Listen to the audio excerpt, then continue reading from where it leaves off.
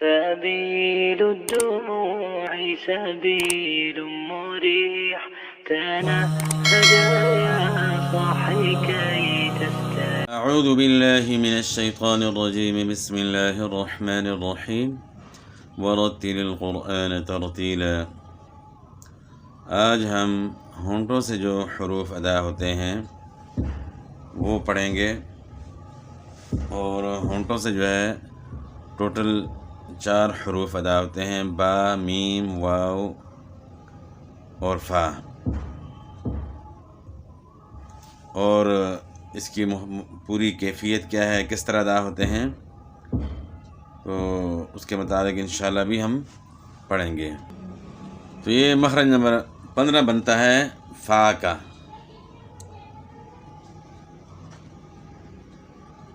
مخرج نمبر 15 اوپر والے 2 دانتوں کا سرا اور نیچے کے ہونٹ کا اندرونی حصہ سے فا ادا ہوتا ہے. تو یہ مخرج نمبر 15 ہے. مخرج نمبر 15 سے صرف فا ادا ہوتا ہے، اور اس کی ادائیگی میں اوپر والے 2 دانت اور نچلا ہونٹ جو ہے یہاں سے ادا ہوتا ہے. تو بعض علاقوں میں جو ہے جس طرح پشتو اسپیکنگ لوگ ہیں وہ اوپر والے دانت جو ہے نچلے ہونٹ کے ساتھ نہیں لگاتے، تو جس کی وجہ سے جو ہے نا وہ فا کی بجائے پا پڑھ لیتے ہیں. تو دونوں ہونٹ وہ آپس میں ملا دیتے ہیں، پا پڑھتے ہیں. تو دانت نہ استعمال ہونے کی وجہ سے وہ فا ادا نہیں کر سکتے. تو وہ بھی اگر اوپر والے 2 دانت استعمال کریں گے تو آسانی سے جو ہے نا فا ادا کر سکتے ہیں. تو یہ مخرج نمبر 15 ہو گیا. اور مخرج نمبر 16 جو ہے وہ با، میم اور واو، یہ دونوں ہونٹ جو ہے نا استعمال ہوں گے اس میں، ان تینوں حروف میں، با، میم اور واو میں. دونوں ہونٹ ہیں، اس سے با، میم، واو ادا ہوتے ہیں. وہ اس طرح کہ با بند ہونٹوں کے گیرے حصے سے، میم بند ہونٹوں کے خشک حصے سے اس کو ادا کرنا ہے. تو یہ با اور میم میں دونوں میں یہ فرق ہے. با تری والا حصہ ہے اور میم کا خشکی والا حصہ ہے. دونوں ہونٹ آپس میں ملیں گے با میں، لیکن گیلا حصہ جو ہے، تری والا جو حصہ ہے، با کو وہاں سے ادا کرنا ہے، اور میم کو دونوں ہونٹ آپس میں ملیں گے لیکن خشکی والے حصے کے ساتھ جو ہے ملیں گے.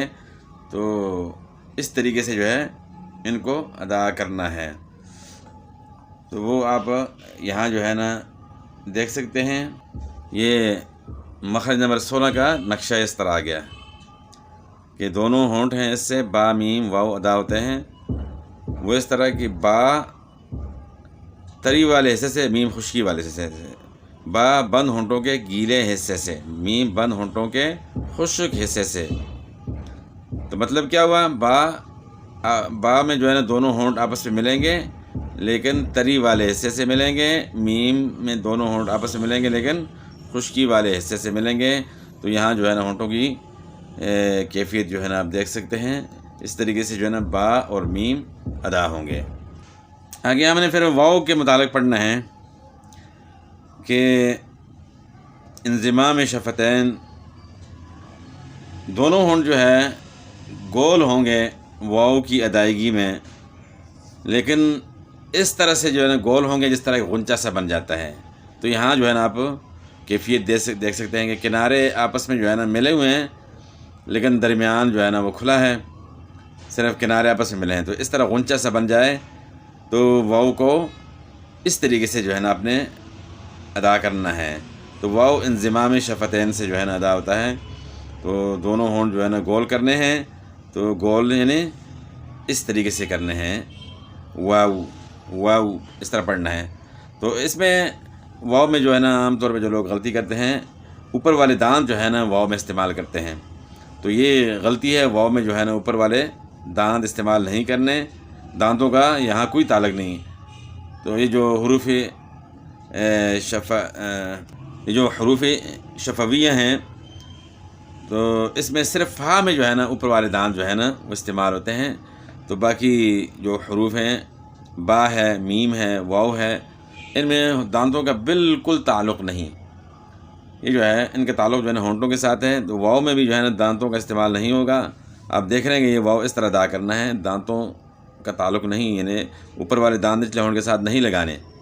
اس طرح عام طور پہ جو ہے نا واو پڑھتے ہیں، یعنی اوپر والے دانت نچلے ہونٹ کے ساتھ لگاتے ہیں، تو اس طرح نہیں ہوگا، بلکہ دونوں ہونٹ جو ہے گول ہوں گے، لیکن گول کرنے کا انداز بھی اسی طریقے سے ہوگا کہ کنارے آپس میں ملے ہوں گے، لیکن درمیان جو ہے نا جس طرح کہ غنچہ سا بن جاتا ہے اس طریقے سے جو ہے، تو اس کو کہتے ہیں کہ واو ادا ہوتا ہے انضمام شفتین سے.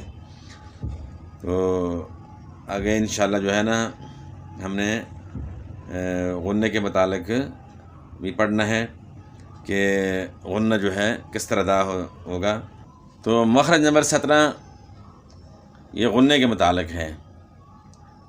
خیشوم یعنی ناک کا بانسا، جڑ، اس سے غنّہ نکلتا ہے. تو یہ جو ہڈی والا حصہ ہے، یہاں سے جو ہے غنّے کی آواز نکالنی ہے، اور آواز کو تھوڑی دیر کے لیے ناک میں جو ہے ٹھہرانا، اسی کو غنّہ کہتے ہیں. ورنہ نون اور میم میں جو ہے ویسے بھی جو ہے نا آواز ناک میں جاتی ہے، تو وہ اس کو غنّہ نہیں کہتے. غنّہ تب ہوگا کہ تھوڑی دیر کے لیے آواز کو ہم نے ناک کے اندر روکنا ہے، اور یہ نون مشدد اور میم مشدد میں جو ہے غنّہ ہمیشہ ہوتا ہے. جس طرح ہم پڑھیں گے ان میم،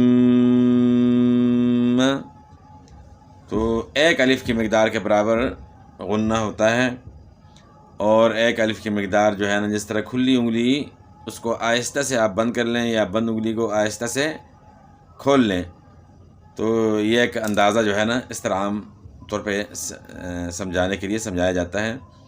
تو باقی یعنی کسی استاذ کے پاس بندہ بیٹھ کر جب تک نہ پڑھے تو پورا مکمل اندازہ اس وقت نہیں ہوتا. تو ویسے ایک اندازے کے طور پہ جو ہے نا یہ بتایا جاتا ہے کہ جس طرح کھلی انگلی اس کو آہستہ سے بند کر لو یا بند انگلی اس کو آہستہ سے کھول لو، تو تقریباً اتنا ٹائم بنتا ہے. جس طرح ان میم، تو یعنی نون مشدد اور میم مشدد میں ہمیشہ غنّہ ہوتا ہے. تو غنّہ اس کا مخرج بھی ہمیں پتہ چل گیا کہ ناک کا جو ہڈی والا حصہ ہے اس کو ناک کا بانسا کہتے ہیں، اور اس کا مخرج کا نام ہے خیشوم. یعنی غنّہ جو ہے نا خیشوم یعنی ناک کا جو بانسا ہے، جو ناک کی جڑ ہے، یہاں سے ادا کرنا ہے، اور یہ اس کی مقدار ایک الف کے برابر ہے. تو یہ الحمدللہ مخارج یہاں مکمل ہو گئے. 17 مخارج ہم نے پڑھے، اور الحمدللہ ہمیں جو ہے اب روشنی ہو گئی. مخرج کا معنی جو ہے نا بتایا تھا کہ مخرج کا معنی ہے نکلنے کی جگہ، اور تجوید کی اصطلاح میں جہاں سے حرف کی آواز نکلتی ہے اس کا مخرج کہا جاتا ہے. ایک کو مخرج اور سب کو جو ہے نا مخارج. مخرج یعنی را کی زبر کے ساتھ ہے. خرجہ یخرجو اس میں ظرف کا صیغہ ہے. تو الحمدللہ ہم نے 17 مخارج جو ہے مکمل کر لیے. تو اس کے بعد انشاءاللہ پھر صفات شروع کریں گے. صفات میں ہمیں مزید جو ہے نا روشنی ملے گی حروف کی ادائیگی کے متعلق. تو الحمدللہ آج یہاں جو ہے نا مخارج مکمل ہو گئے. والسلام.